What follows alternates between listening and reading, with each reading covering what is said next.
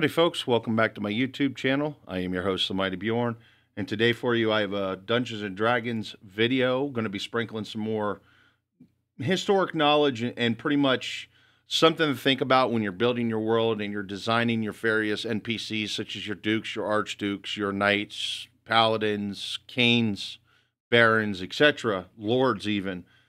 And primarily it's mostly has to do with knights is the primary focus, and the longsword, or actually what was realistically called an arming sword. Dungeons Dragons 3.5 actually calls the arming sword a longsword, which is incorrect, but we're going to let that one slide because that is not today's focus of the video. Now, with that being said, there's a huge historic precedent of knights with arming swords. The arming sword was the knight's sword. And there's a lot of different reasons for this, and I'm going to kind of dive into it here with today's video and maybe kind of get you thinking about more about how you're designing your different knights and things of that nature. The first thing I want to start with is cost. The arming swords was a much more expensive weapon than, say, the mace, the morning star, the flail, so on and so forth. Now, it wasn't the most expensive weapon. Weapons such as like the great sword, the bastard sword, those would have cost more. But in relative terms, the longsword was actually a fairly expensive weapon, which is one reason why it was used by lords, by knights, and even when the sword kind of fell out of favor as a battlefield weapon, it was still carried because at that point, we're talking, the 15th, 16th century, where a lot of soldiers wore plate armor, and the sword wasn't extremely effective against said plate armor.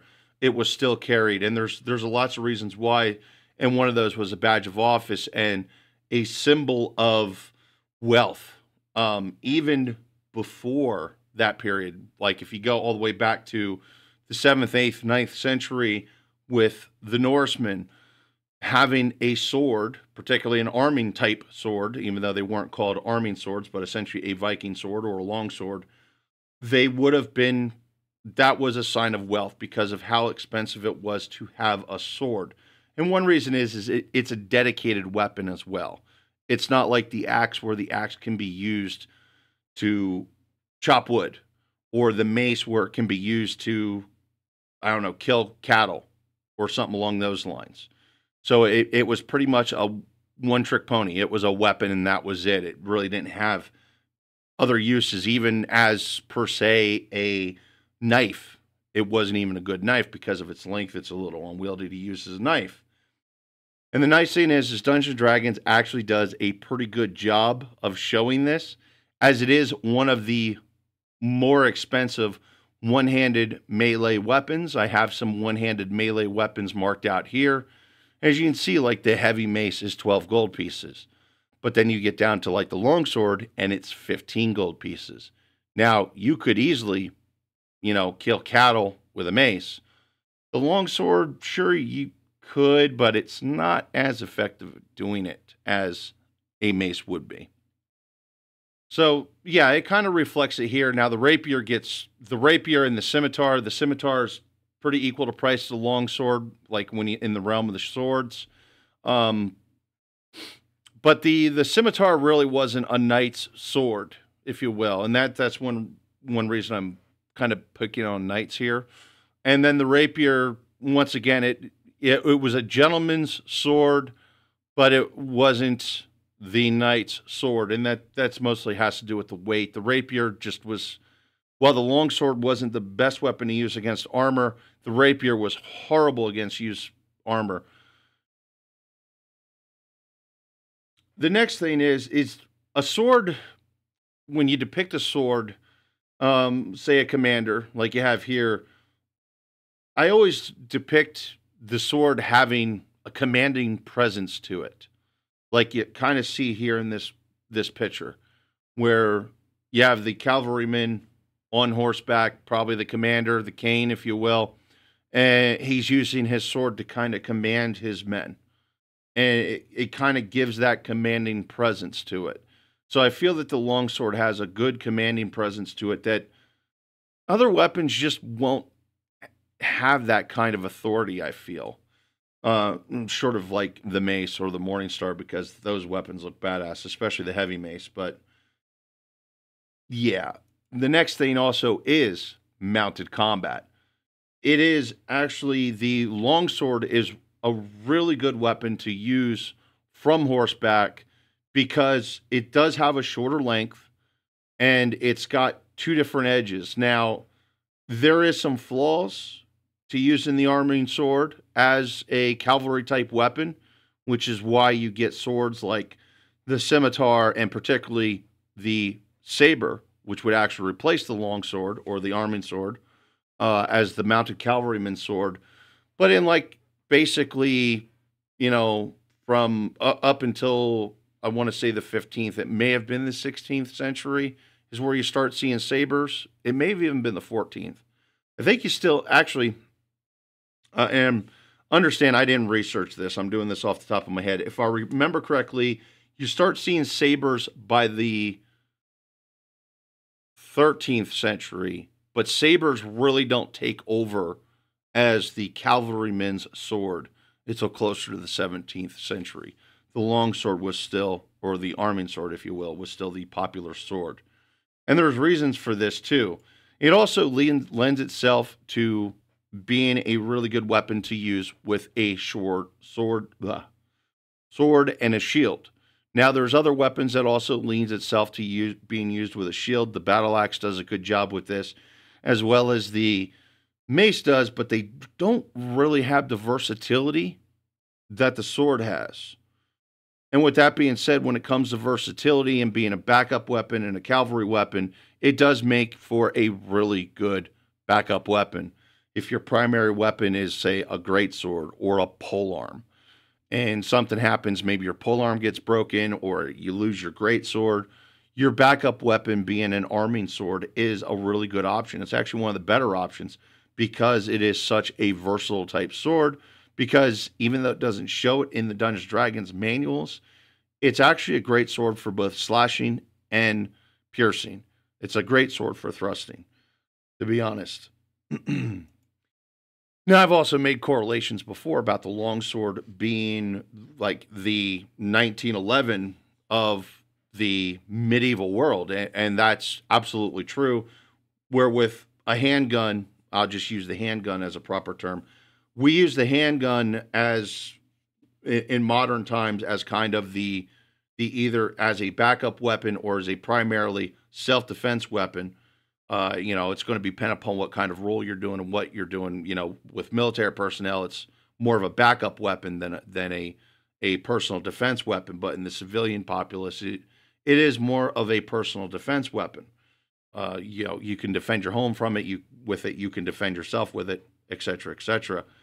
And the other thing that the pistol gives that other weapons don't give, or in this case, the longsword, that other weapons really don't give, is the ease of carry. Because you have a scabbard, because it's easily available, because the handle is right there within your reach, and when you draw the sword, you're ready to go. And that's not so much the case with carrying weapons like a warhammer or a battle axe or a mace. As you can see here, this is actually how a one-handed axe would be carried. And basically, you would have to start pulling on the head and lifting it up and out and then grab the handle, and you got to adjust your hand and everything else to use it. It's not as easy as the longsword where it's just grab, draw, and go. With that being said, too, axes, particularly, while we're on axes was a bit more difficult to effectively carry because of its cutting edge.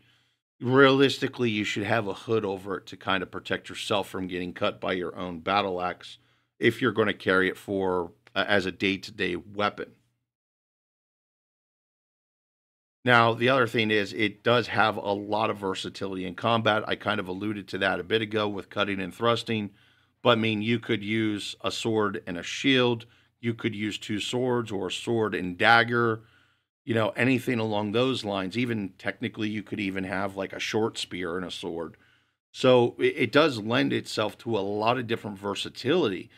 And with that being said, too, the longsword compared to many other swords, such as the falchion, which is more of a chopping, cutting sword, the falchion really doesn't have a really heavy duty, thick edge that lends itself to being blunted against armor. And the longsword actually does withstand strikes against armor fairly well, much better than something like the falchion or even the katana, really. Although the katana does pretty good, but it does much better than the rapier because it's got a stiffer blade. So when it comes to dealing with armor, it does a great job there.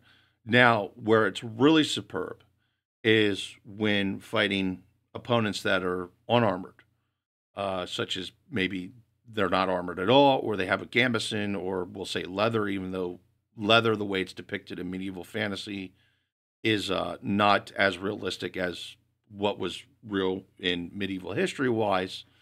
So, but the longsword does really good at those types of armors, or at least pretty good.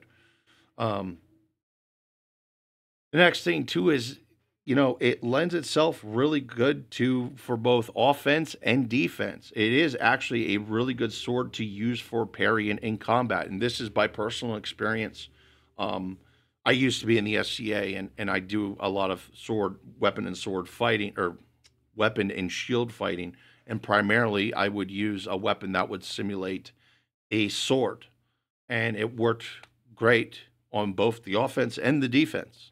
So that's one thing. Some weapons are a little bit more favored towards offensive than defensive, in my opinion. The battle axe is a great example for that. I feel it's a much better offensive than defensive weapon. Not saying it doesn't have defensive capabilities, though. All weapons have some kind of defensive capability.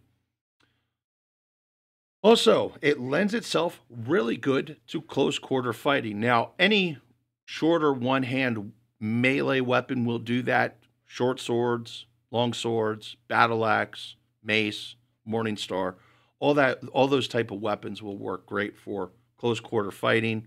I just want to point out that it is a good close quarter weapon, especially when you start looking at weapons like the great sword or the great axe. That would be actually the Dane axe, or even a pole arm. Pole arms are a horrible close quarter weapon, and actually in Dungeons and Dragons they reflect that by the pole arm actually taking a penalty on attack rolls when you're fighting an adjacent opponent.